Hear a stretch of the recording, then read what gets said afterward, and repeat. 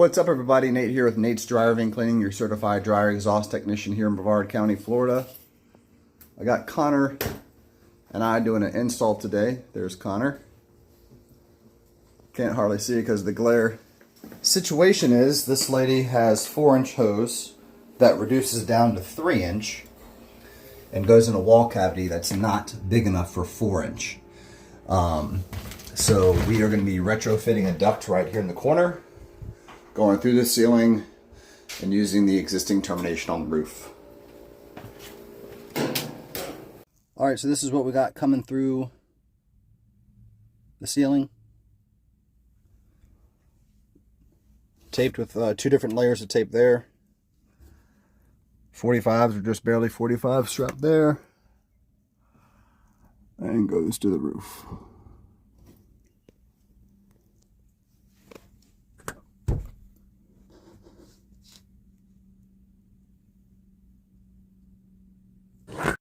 Alright, there's the dryer flex. And there you go.